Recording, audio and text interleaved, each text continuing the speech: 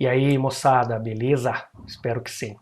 Nesse segundo vídeo, nós trataremos da segunda fase da Segunda Grande Guerra. Falaremos do cerco dos aliados sobre o eixo e trataremos também dos tratados de paz que fecharam a guerra. Mais uma vez, sejam bem-vindos e bons estudos. Então vamos lá, queridos. A segunda fase da Segunda Guerra Mundial vai de 1942 a 1945. Na verdade, começa no segundo semestre de 1942, no momento em que o Hitler, na Europa, começa a recuar, a bater em retirada, devido à sua grande derrota, especialmente na Batalha de Stalingrado, contra os soviéticos, e lá na frente oriental, a partir do momento que os Estados Unidos declaram guerra ao eixo, especialmente ao Japão, por conta do episódio de Pearl Harbor, e assim começa a avançar sobre o Império Japonês. É assim que começaremos a falar da segunda fase, uma fase de avanços e conquistas, e principalmente, de um período de reviravolta da guerra. Aqueles que estavam vencendo começam a perder e aqueles que estavam perdendo começam a ganhar. Esse período é o período das vitórias e conquistas e sucessos militares dos aliados. E vocês recordam quem são os aliados aqui, né? São os ingleses, britânicos ou Reino Unido, Estados Unidos, os norte-americanos e também a União Soviética. Vocês se lembram que nesse momento as diferenças ideológicas foram deixadas de lado temporariamente para que essas nações derrotassem o mal comum. E o mal comum era o nazifascismo. As divergências ideológicas continuam sendo as mesmas. Não significa dizer que essa aliança militar seja uma aliança política, seja uma aliança ideológica. Não, isso não aconteceu, né? A gente sabe muito bem disso, por quê? Porque o capitalismo tem como seu grande adversário nesse período o socialismo, e vice-versa, né? O socialismo enxerga o seu grande adversário como sendo justamente o capitalismo, tá? Então, não existe aqui uma amizade. A União Soviética, o Stalin não vai convidar o Roosevelt dos Estados Unidos para tomar uma vodka na União Soviética, né? E o Roosevelt não vai convidar o Stalin para comer um Big Mac e tomar uma Coca-Cola nos Estados Unidos. Então, cuidado com isso. Bom, assim, nós teremos 4 frentes dos aliados contra o eixo. A ideia é cercar o eixo. 3 frentes se encontram justamente no Ocidente, são frentes ocidentais, especialmente na região do grande palco da guerra, não o único, mas o grande palco, que é a Europa. E a quarta frente é a frente oriental, é a frente do Pacífico. 4 frentes que cercam o eixo, frentes dos aliados. Eu coloquei para vocês aqui a primeira frente, que eu denomino primeira frente, né? É a frente soviética. Essa frente começa em 1943, como disse a vocês, à medida que o Hitler recua depois da sua terrível derrota na União Soviética, a União Soviética começa a avançar sobre a Europa Oriental, começa a avançar sobre territórios que até então estavam sob domínio nazifascista. Essa é a primeira frente. O cuidado que você precisa ter, que o avanço soviético também é um avanço socialista. Então, à medida que o nazismo, vai sendo expulso de nações europeias orientais, da Europa Oriental, do leste europeu, essas nações vão caindo sob a tutela, sob o domínio, das forças socialistas. Isso já é um indício de uma guerra fria, Afinal de contas, temos um avanço socialista na Europa Oriental e teremos um avanço capitalista na Europa Ocidental. Bom, a chamada Frente 2, a gente chama de Frente Mediterrânea, porque o objetivo principal é libertar o mar Mediterrâneo do domínio nazifascista. Para tanto, as forças aliadas precisam, antes de mais nada, derrotar os nazifascistas no norte da África e, principalmente, derrotar o fascismo na Itália.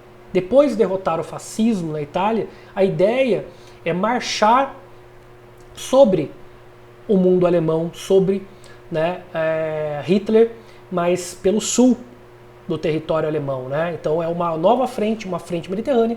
Alguns historiadores gostam de chamar de Frente Sul.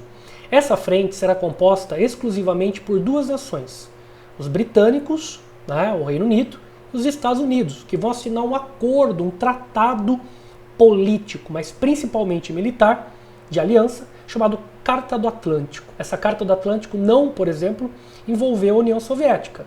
Nós estamos falando de uma aliança, principalmente militar, entre duas nações capitalistas, e que vão atuar tanto na frente mediterrânea, quanto também na frente francesa, né?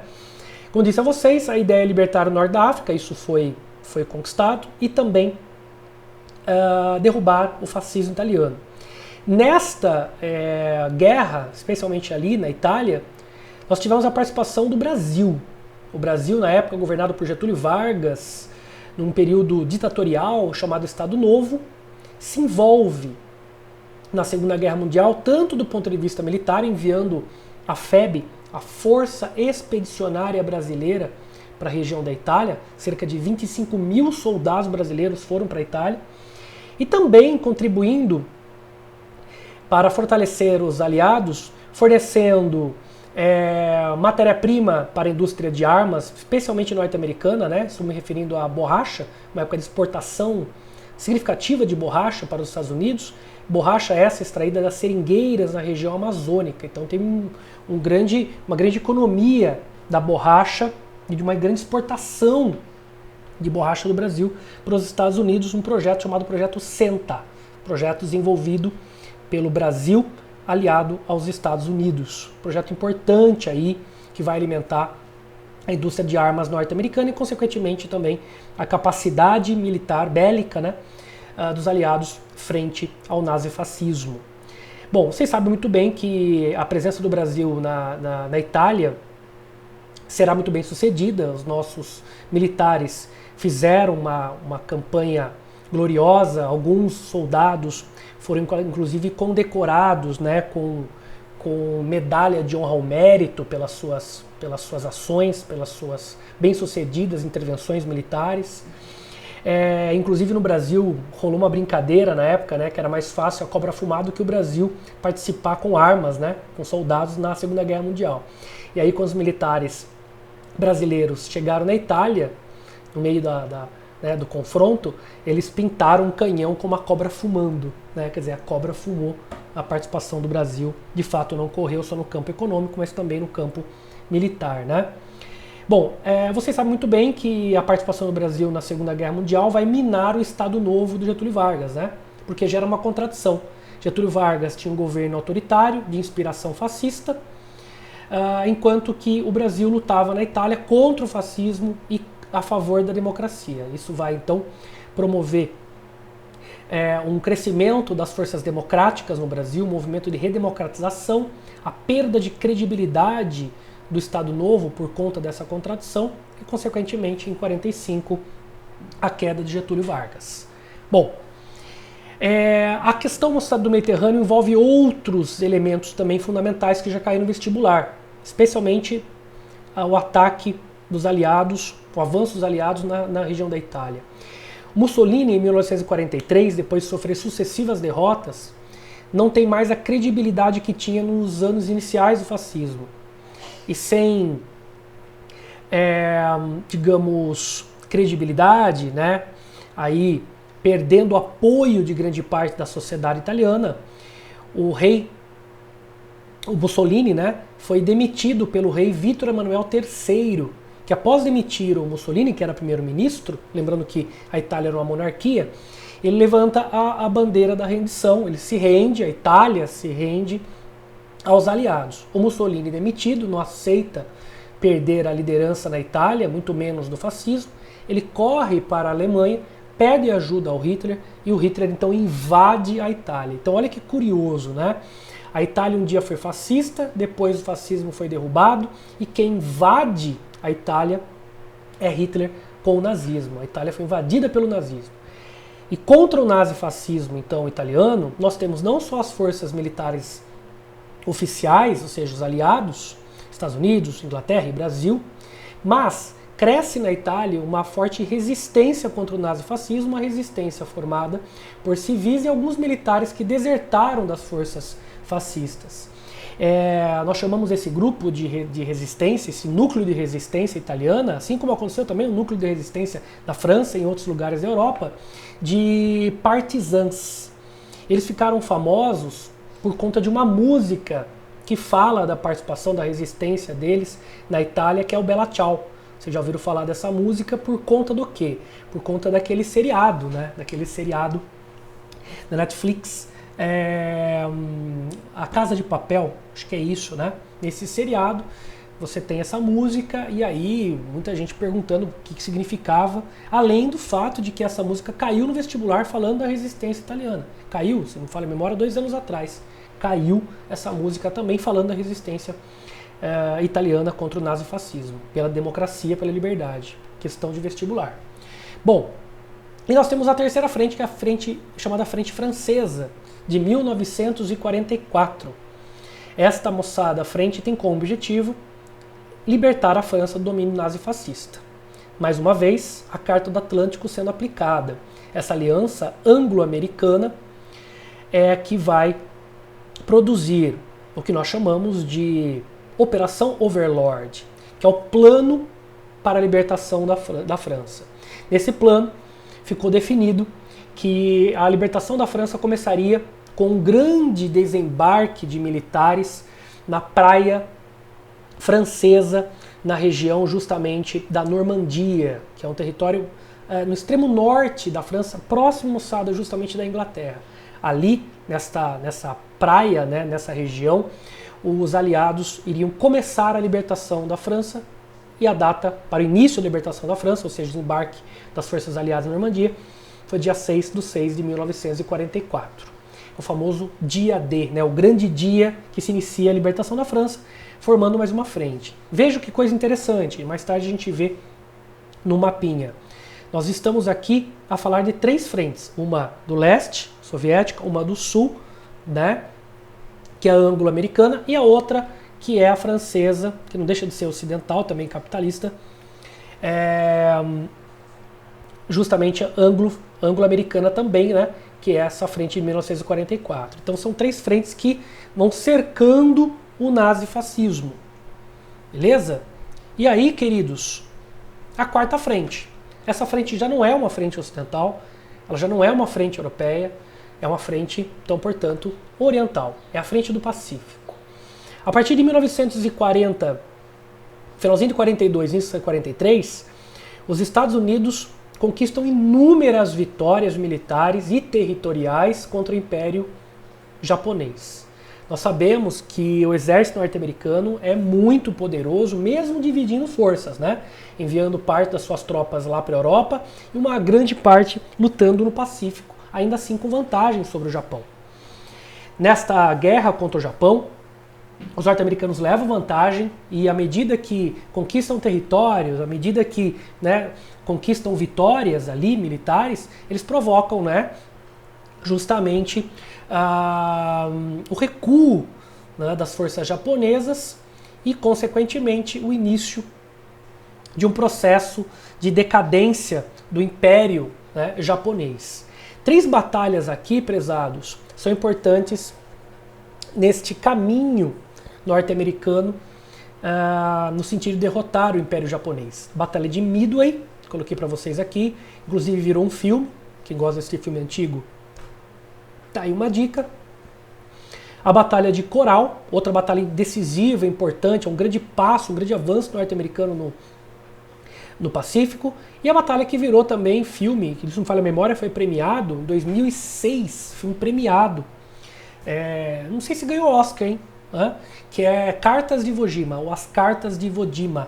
Um filme bem legal também que retrata a Batalha de Iwo Jima, ou seja, ali na ilha de Iwo Jima, uma batalha importante da tentativa japonesa de resistir ao avanço japonês, e a resistência essa que foi mal sucedida. Vale a pena também assistir esse filme. Bom, a guerra, pessoal, acaba em 1945, mas com um adendo. Na Europa, a guerra acaba em maio. E no Pacífico, que é outro campo de guerra, né, acaba só em agosto, e há quem diga que oficialmente em setembro. A guerra acaba oficialmente na Europa depois das mortes de Mussolini e de Hitler. Mussolini, ele foi morto em 1945, no dia 28/4, portanto no finalzinho de abril, por forças populares, pela resistência democrática, liberal e heterogênea, né, porque constituída de vários grupos políticos e sociais, enfim. No norte da Itália, ele foi pego tentando fugir com seus asseclas, e com a sua esposa acabou sendo preso pela resistência e acabou sendo morto, né? Seu corpo foi pendurado, inclusive, no centro da cidade, junto à sua esposa Greta.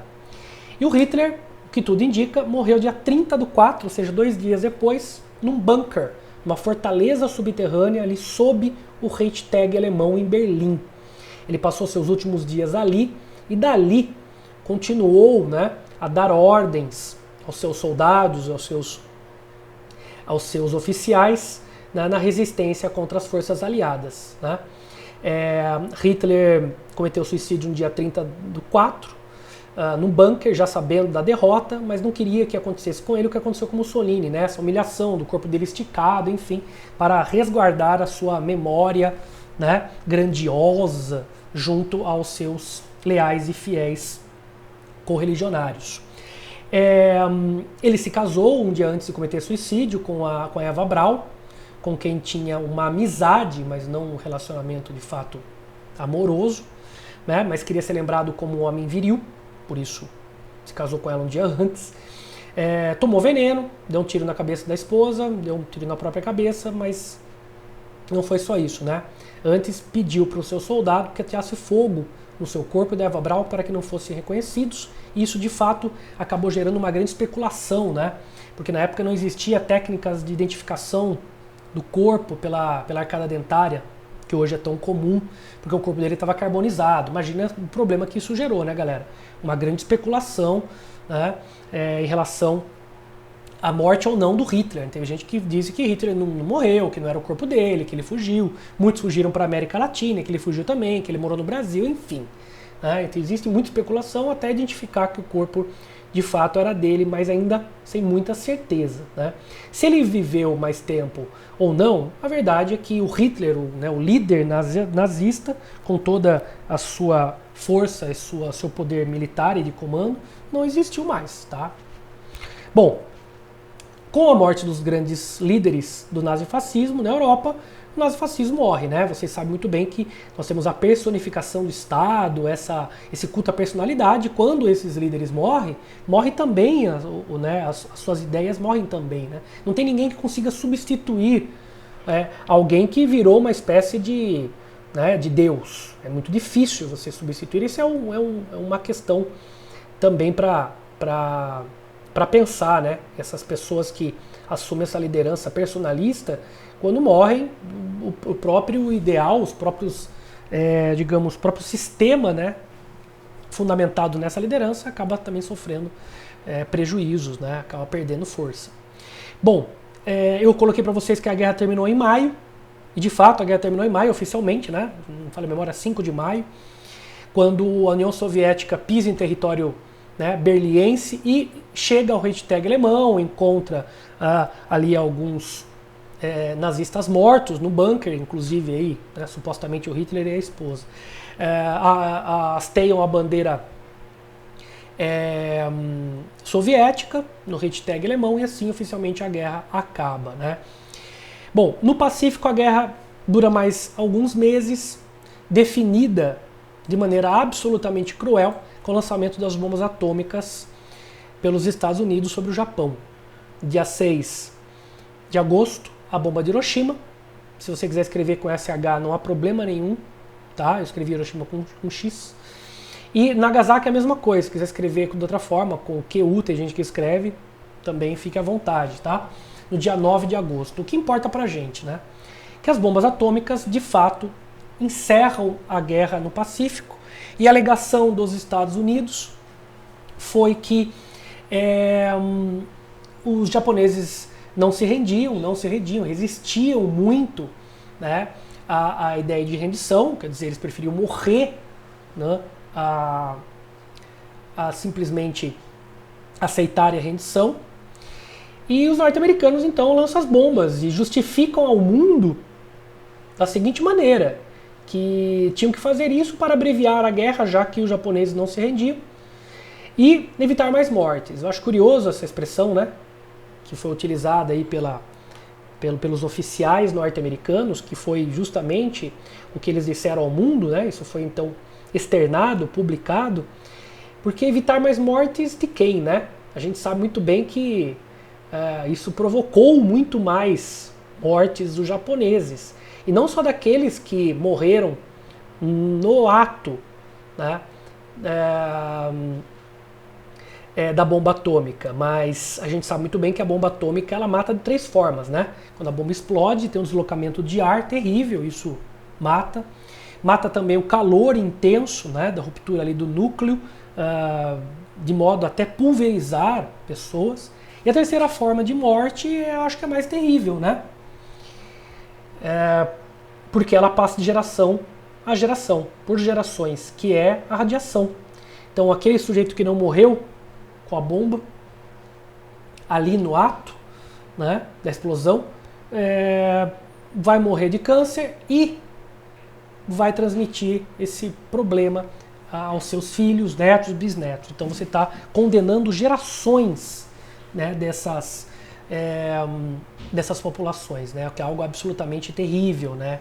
É a pior de fato das bombas, né, porque condena o futuro, não só o presente aí no caso dessa geração.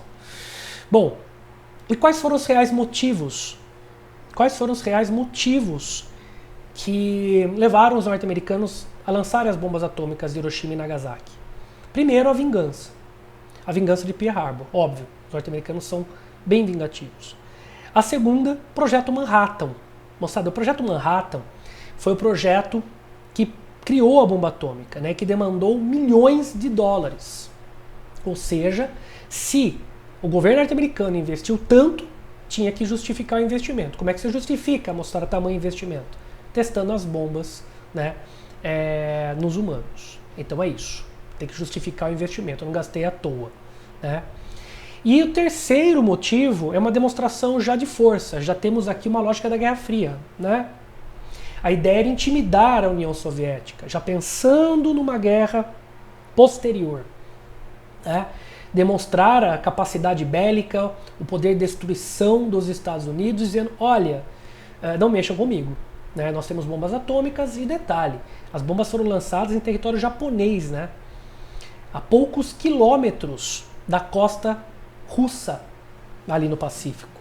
Então, de fato, é uma ameaça, é uma forma de intimidar os socialistas, é uma forma, moçada, de demonstração de força, já prevendo uma guerra sistêmica entre capitalistas e socialistas, que é justamente a Guerra Fria. Bom, e aí, os chamados Tratados de Paz. Dá uma olhada aqui nos Tratados de Paz. Dá uma olhadinha. Opa, deixa eu diminuir um pouquinho aqui para ficar melhor para vocês. Tá aqui, ó. Tratados de Paz. Eu fiz questão de mostrar para vocês ali os meses do fim da guerra, né? Maio na Europa e oficialmente em setembro. Na verdade foi oficialmente em setembro porque o Japão oficialmente se rende em setembro, mas de maneira extraoficial, o Japão se rende depois das bombas de Hiroshima e Nagasaki no começo de agosto. Tá? Então vamos pensar o seguinte, a guerra se define no Oriente em agosto, e se a guerra do Oriente, ou a guerra no Pacífico, faz parte da Segunda Guerra Mundial, vamos pensar que a guerra de fato terminou em agosto e início de setembro. Quando eu coloco então o Tratado de Paz para vocês, eu quero que vocês comecem a pensar justamente naquilo que foi pensado na época, né? O que se faria no mundo, né, depois da Segunda Guerra Mundial? O que seria feito do mundo depois da Segunda Guerra Mundial? E aí entra o Tratado de Yalta, o Tratado de fevereiro de 1945. Aí o aluno fala, bom, peraí, professor, você falou que a guerra na Europa terminou em maio e a guerra lá no Pacífico terminou em agosto, setembro. Sim. Mas como é que os caras estão falando tratado de paz da pós-guerra se a guerra não terminou? Boa pergunta. Eu faço isso para que você perceba o seguinte. Em fevereiro de 1945, a guerra já está decidida. Ou seja, os aliados já sabem da vitória, né? As forças nazifascistas já não têm como superar as forças aliadas, não tem como virar o jogo. Então era uma questão de tempo para a guerra acabar. Se é uma questão de tempo para a guerra acabar, então a gente já pode começar a pensar o que faremos do mundo depois da guerra. Vejam, a guerra já está decidida. Só falta, moçada, né, a data definitiva para o fim do conflito. Tudo bem? Então isso é importante. Já sabem que, né, que a vitória virá. Bom, o Tratado de Yalta, ele reuniu na região de Alta, na Crimeia Russa, portanto na União Soviética, os chamados Três Grandes. Assim chamados na época os Três Grandes. Quem são os Três Grandes? Churchill, um herói da Segunda Guerra Mundial, inglês, primeiro-ministro. O Roosevelt, presidente norte-americano, é o mesmo presidente do New Deal, tá? Aí, que foi reeleito. E na União Soviética, o Stalin. Esses são os três grandes, né, que se destacaram na Segunda Guerra Mundial, né? Cada qual com o seu piquá, cada um na sua região, mas também de maneira aliada, né? Ou seja, vocês sabem muito bem que eles se uniram para derrotar o nazifascismo. Bom, queridos, o que ficou decidido em Yalta? Primeiro, a divisão europeia em duas áreas de influência. O que significa? Significa que nós já estamos falando de Guerra Fria antes da Segunda Guerra Mundial acabar. Então aquela coisa que você, né, aprendeu, a Guerra Fria começa depois da Segunda Guerra Mundial. Isso é mentira. A gente já tem a lógica da Guerra Fria no último ano da Segunda Guerra Mundial. Por quê? Porque após a decisão do conflito, né, no sentido de que mesmo a guerra não ter acabado, né, oficialmente, você já sabe que a guerra, né, em questão de tempo, vai se definir. Né? Isso já está decidido. Tudo bem? Os caras já estão pensando no que vão fazer depois. E a Europa, ela já está dividida. Porque vocês se recordam que a União Soviética avançava no leste europeu, e isso significa o avanço do socialismo, enquanto Estados Unidos e Inglaterra avançavam como uma força capitalista na frente ocidental, na Europa Ocidental. Então, quer dizer, os territórios já estão ali divididos entre socialistas e capitalistas. Só falta oficializar. Isso já é o resquício de um conflito e uma Guerra Fria, né? Afinal de contas, quando você divide oficialmente a Europa dentro de uma lógica ideológica, veja o que tem interessante, você já está falando de uma guerra sistêmica, né? Então, a Europa Ocidental vai ser uma região de influência norte-americana, capitalista norte-americana, inglesa, e a Europa, moçada oriental, o leste europeu, vai ser uma região sob a tutela, uma região de influência socialista da União Soviética. Vejam a lógica da Guerra Fria presente antes da oficialização do fim da guerra. Bom, também ficou decidido no Tratado de Yalta, na verdade, não foi decidido no Tratado de Yalta, foi pensado no Tratado de Yalta as bases fundamentais da ONU, da Organização das Nações Unidas, que deveria substituir a famosa, né, Liga das Nações. Né, que deveria substituir a Liga das Nações, que foi um fracasso completo após a Primeira Guerra Mundial, né, que deveria manter a paz e a ordem do mundo e não teve sucesso. Então a ideia é tomar a Liga das Nações como exemplo, tanto do ponto positivo das suas ideias, quanto do ponto negativo da sua prática, para criar algo mais sofisticado, né, algo mais efetivo, né, algo mais abrangente. A ONU, de fato, na sua Constituição, ela é muito mais interessante e muito mais sofisticada, né, mais ampla em seus propósitos do que a Liga das Nações. Eu coloquei bases da ONU. Por quê? Porque a ONU não foi criada aqui. Ela está sendo pensada aqui. Então a ideia é, para você fazer um bolo, você precisa dos ingredientes. Eles estão elaborando os ingredientes, estão pensando nos ingredientes. Mas ainda o bolo não foi feito. O bolo vai ser concluído, seja a ONU, em agosto de 1945. Nós estamos em fevereiro. Beleza? Outra coisa, decisão de dividir a Alemanha. Os caras decidiram dividir a Alemanha em 4 áreas de ocupação. Porém, a Alemanha não foi dividida ainda, porque vocês sabem que a guerra não terminou. Então, eles decidiram dividir, não dividiram. Ok? A participação da União Soviética na rendição do Japão, outra coisa definida em Yalta. Por quê? Porque à medida que as forças norte-americanas avançavam sobre o antigo Império Alemão, japonês, lá no Pacífico, é óbvio que a União Soviética se sentia ameaçada. A pessoa, mas por quê? Porque, tradicionalmente, o Oriente é uma área de atuação da Rússia, né? É uma área de domínio geopolítico ali do Japão, né? Da Rússia, da China, não dos Estados Unidos. Então, claro que a presença norte-americana ali, em decorrência da guerra contra o Japão, é algo que ameaça os interesses geopolíticos, né, e econômicos também, justamente da União Soviética. Então, a União Soviética exige participar justamente da rendição do Japão, no sentido também de não permitir uma hegemonia geopolítica e econômica norte-americana no Pacífico com a derrota japonesa. A prova disso é a divisão da Coreia. Veja que a Coreia, que foi um território dominado, explorado pelos japoneses, né, super, né, explorado, violentamente explorado, inclusive sua população pelos japoneses, que também não foram bonzinhos no seu imperialismo, né? A gente fica falando muito do nazifascismo, falando do Hitler, do Mussolini, campos de concentração, mas teve campo de concentração também no Japão. O Japão também criou campos de concentração, também fez testes biológicos com coreanos. Também foi cruel. Então a gente não pode pensar só nazifascista, assim como o Stalin. Então cuidado com isso, tá?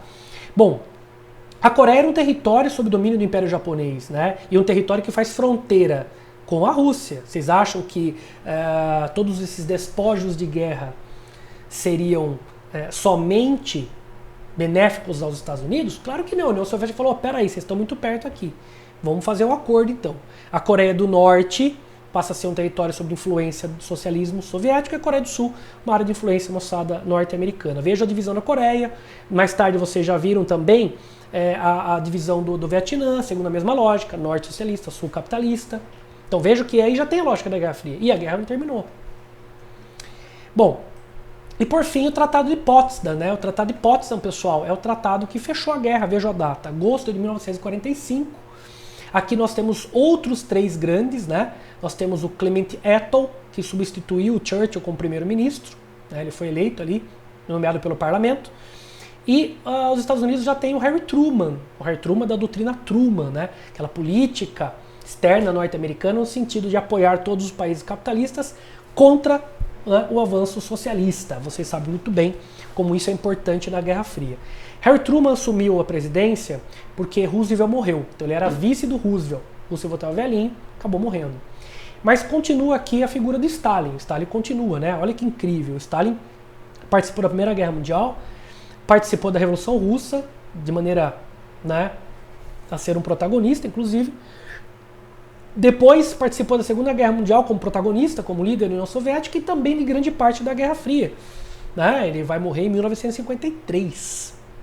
Bom, todos os países que se envolveram na guerra como aliados ali do eixo foram punidos. Mas sem dúvida nenhuma, todos, né? O Japão, a Áustria, a Itália, enfim, todos que se envolveram foram punidos. Mas sem dúvida nenhuma, a Alemanha, mais uma vez como culpada da guerra, assim como a Primeira Guerra Mundial, por isso que eu falei mais uma vez, ela vai ser, de fato, a mais, né, punida, né? Os prejuízos da Alemanha são muito maiores do que qualquer outra nação. Beleza? Aí você fala, professor, me diga, quais foram as punições, né, impostas à Alemanha? Primeiro, uma indenização, assim como a Primeira Guerra Mundial. Isso não é uma novidade. A Alemanha deveria pagar 20 bilhões de dólares pelos danos que causou ao mundo. A segunda coisa que eu coloquei aqui é bastante complicada, né? A desnazificação. Por quê? Porque é a eliminação das bases do nazismo, tanto as bases ideológicas quanto as bases econômicas e materiais, tá? Ou seja, as bases políticas, né, as instituições administrativas, os órgãos criados pelo nazismo, pelo Hitler, dentro da Alemanha. Isso tudo tem que ser eliminado.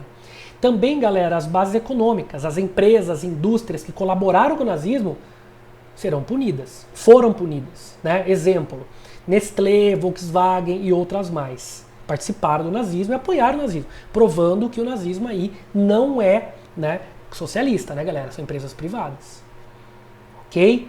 E o pior de tudo, mais difícil, né, é eliminar as bases ideológicas do nazismo, porque isso exige um grande programa educacional, né, de anos, né, de análise, de estudo e de condenação das ideias do nazismo dentro das escolas. Isso a Alemanha não fez. Né? Assim como no Brasil também se fala muito pouco nas escolas sobre regime militar, e aí você sabe, né? E aí se cria uma série de ideologias, ou seja, no sentido de falsa ideia, em relação a esses períodos históricos, né? Os alemães tinham vergonha de falar, né, do nazismo. Afinal de contas, o que eles causaram no mundo, né? Tantas coisas que fizeram aí no mundo, e aí eles têm uma certa vergonha de falar sobre isso. Então eles pulam, né? Quando fala Segunda Guerra Mundial, mostrada rapidinho, não fala do nazismo. Tá? Por quê? Porque tem essa questão aí, né? Eles pelo menos têm vergonha, a gente não, né? Enfim. Bom, e a desmilitarização, que é algo também que aconteceu na Primeira Guerra Mundial, né? Os aliados vão confiscar as armas de grande poder de destruição produzidas pelo nazismo, para que a Alemanha não, num momento de autonomia, de independência, não resolva revidar, né? Reagir, como vocês sabem muito bem que aconteceu depois da Primeira Guerra Mundial com o nazismo. E o famoso Tribunal de Nuremberg, é uma coisa muito, muito interessante o tribunal, né? O Tribunal de Nuremberg é um tribunal internacional, o primeiro grande tribunal internacional, que dá origem mais tarde na ONU ao Tribunal de Haia, né? Que é um tribunal internacional também, então é a base desse direito internacional, está aí um Tribunal de Nuremberg. O Tribunal de Nuremberg foi o tribunal que julgou e condenou lideranças nazistas, todas ou com pena de morte, né, ou seja, foram executados, e outros com prisão perpétua.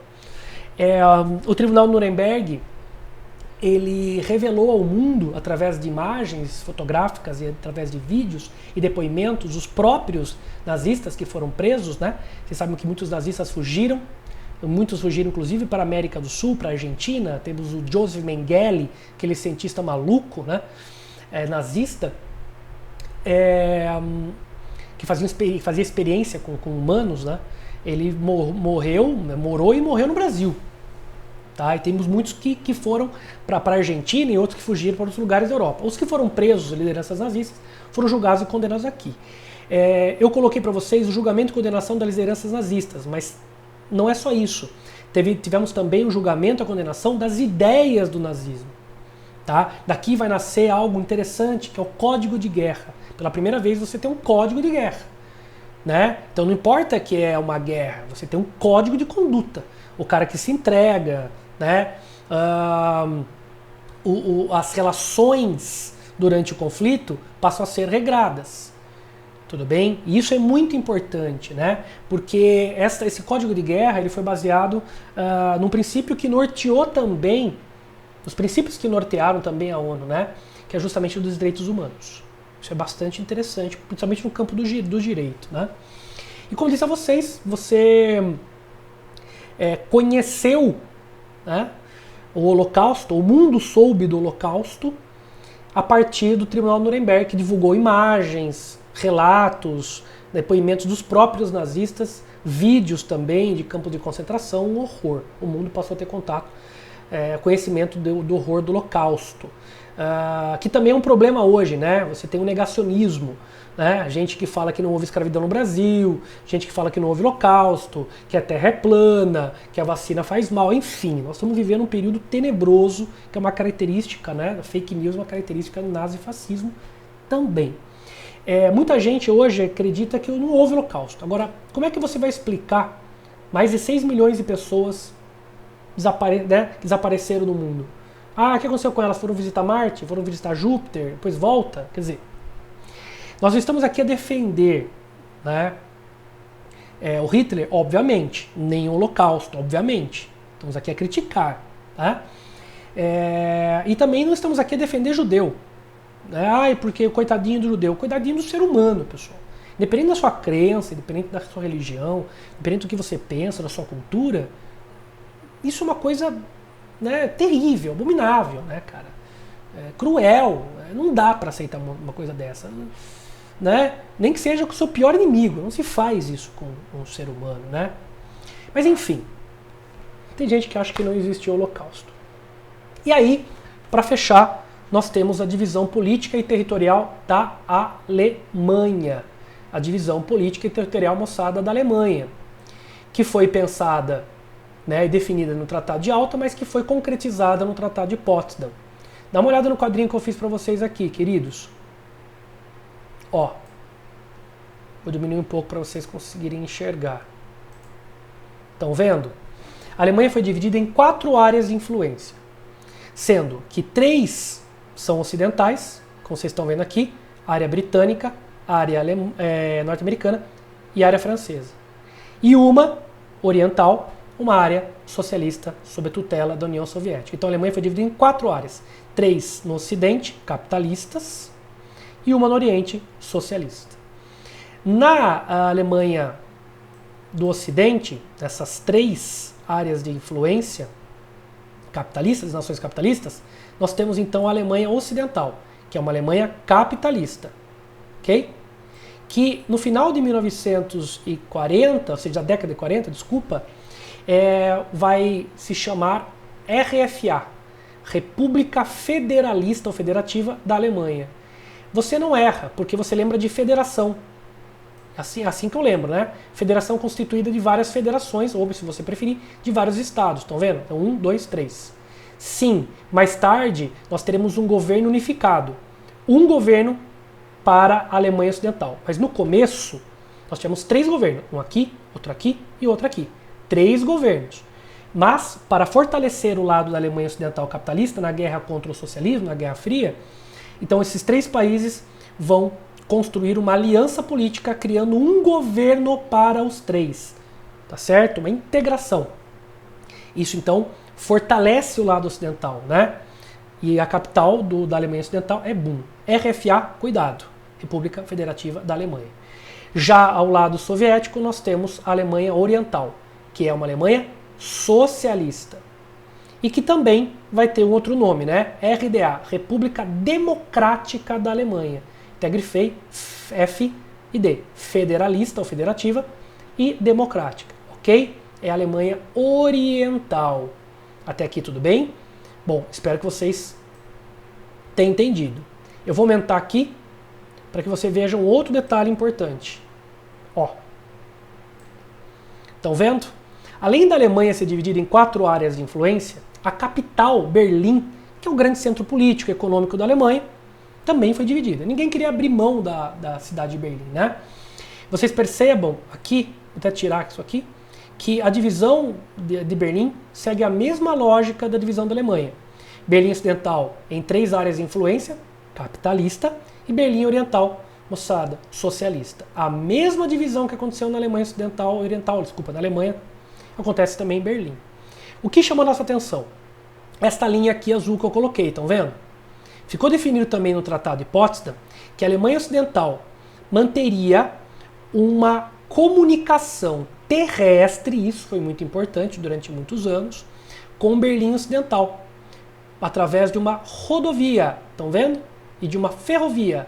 Então há um contato, uma comunicação entre Berlim Ocidental e a Alemanha Ocidental. Por aqui passavam medicamentos, passavam moçada dólares, passavam evidentemente, né, comida que alimentou Berlim Ocidental. Por que eu estou falando isso? Porque a gente percebe que Berlim Ocidental capitalista está cercada por socialistas. Olha o problema.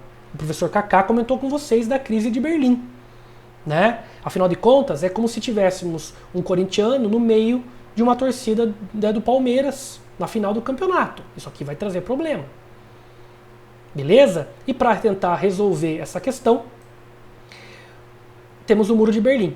Mais tarde, na década de 60, na Guerra Fria. O Muro de Berlim é o muro que divide Berlim, né? É uma divisão física que acontece em Berlim e não a Alemanha, né, como um todo, né? O muro não passa aqui. O muro, ele simplesmente isola o lado capitalista de Berlim. Beleza? Bom, assim, então, a gente conclui a Segunda Guerra Mundial. Vou ver se eu gravo mais um videozinho para vocês mostrando a dinâmica dessas conquistas naquele material, né, muito bem ilustrado, né, do mapa da Segunda Guerra Mundial. Beleza? Vamos que vamos. Valeu! Bom, queridos, esse mapinha nos ajuda a visualizar os movimentos militares, os avanços territoriais da segunda fase, né? Vocês estão vendo uma Europa nazifascista, dominada por Mussolini e por Hitler. Portugal é de Salazar, fascista. A Espanha é do general Franco, né? É o chamado franquismo. Como você pode perceber, eles não estão envolvidos na Segunda Guerra Mundial, né?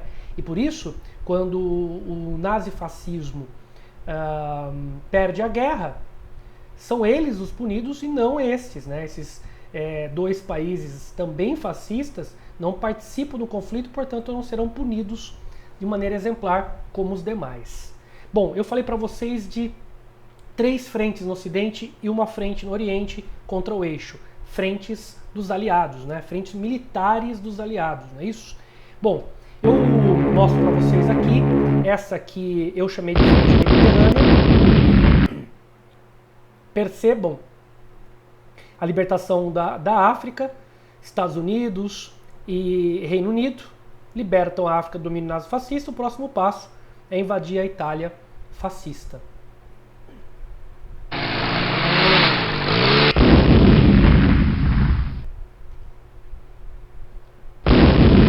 Claro que tem uma resistência nazista.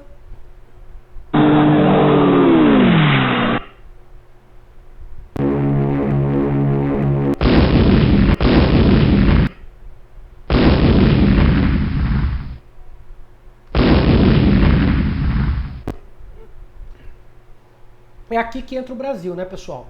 A participação da FEB, da Força Expedicionária Brasileira, é justamente ao lado dos aliados contra o nazifascismo na Itália.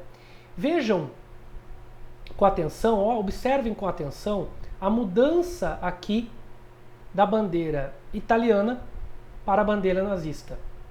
Como eu comentei com vocês, Mussolini foi demitido, fugiu para a Alemanha e chama Hitler para defender os interesses nazistas e fascistas na Itália. O Hitler então invade a Itália, tornando a Itália mais um território sob domínio nazista. Vejam esse detalhe aqui.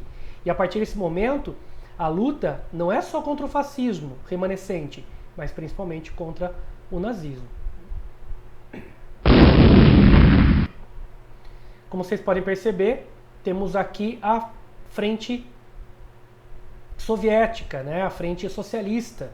Vocês vão percebendo que à medida que a União Soviética avança sobre a Europa Oriental, né, sobre o leste europeu, é lógico que o nazismo recua, mas o socialismo está avançando. Aqui é a frente francesa, né, a terceira frente ocidental.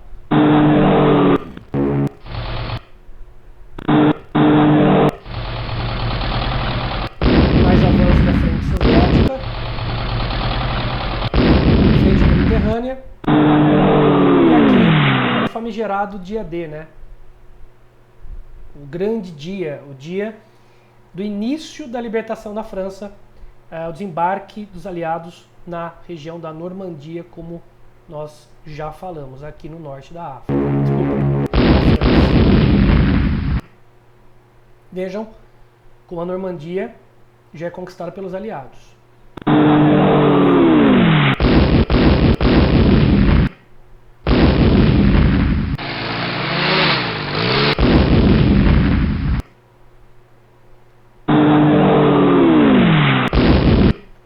O interessante desse mapa é que, no caso da segunda fase da guerra, mostra o cerco, né, que eu comentei com vocês, ó, pelo sul, pelo leste e pelo oeste. É um cerco sobre o nazifascismo, que cada vez mais se intensifica, né?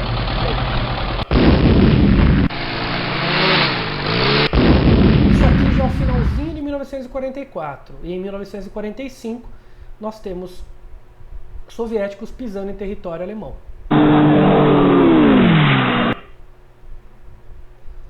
A libertação da Bélgica.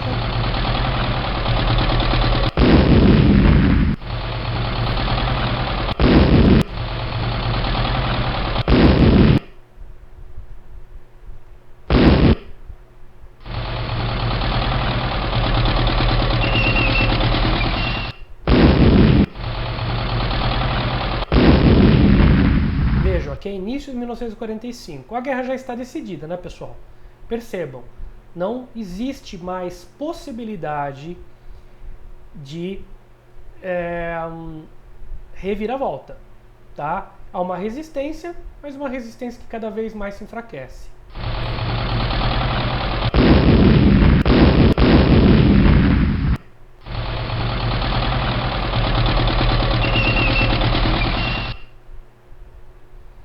E agora essa cena é bem interessante, né?